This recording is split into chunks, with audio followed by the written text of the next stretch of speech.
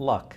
We all know hard work's essential, discipline's essential, staying power is essential, but there's that element there that you can't quantify, but you know it's there. Warren, you've had some thoughts. Well, there's a lot of luck. I mean, just being born in the United States in 1930, the odds were like 30 to 1 against me. I mean, you know, I didn't have anything to do with picking the United States as I emerged, and having decent genes for certain things. And in my own case, I was sort of wired for capital allocation. And being wired for capital allocation a couple hundred years ago in Nebraska wouldn't have been a thing.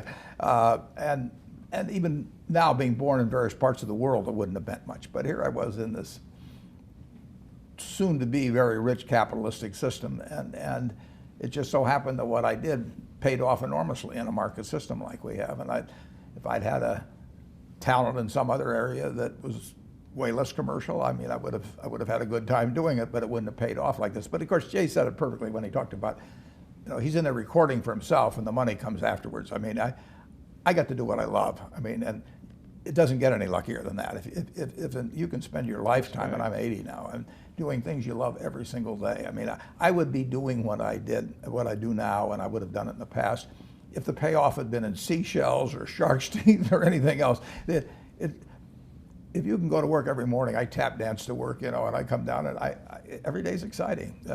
So that is lucky. I mean, that didn't have to happen that way. If I'd been born in 1930, if I'd been born a female, if I'd been born black, I would not have had the same opportunities that I had. I mean, it's chance. I mean, my parents loved my sisters just as much as they loved me. My sisters are just as smart or smarter than I am and all of that, but they didn't have the same expectations in the 30s for a young smart girl as they had for a young smart guy. And so I've had all kinds of luck. I had the luck of, I got turned down by Harvard. Well, getting turned down by Harvard meant I got to study under Ben Graham at Columbia, which changed my life. All kinds of things have worked out. So I just hope I stay lucky. I've been lucky for 80 years.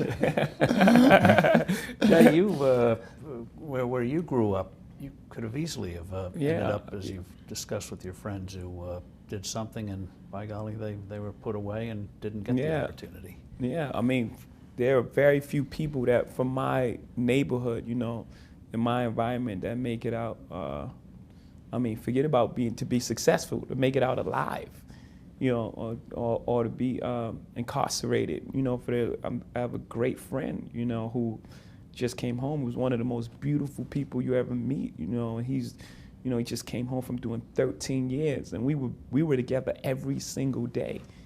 You know, and had it not been for music and music taking me out, you know, at the right time, you know, my life could very easily have been his. Very easily. We were together every single day. Mention the story about London. Yeah. So they did, you know, we were into different things. We were into a lot of street things, and you know, just so happened I had a talent to make music. And a guy by the name of Jazz, who I started out with really early, you know, he got the opportunity, he got to deal with EMI. He had the opportunity to go to London to record his album.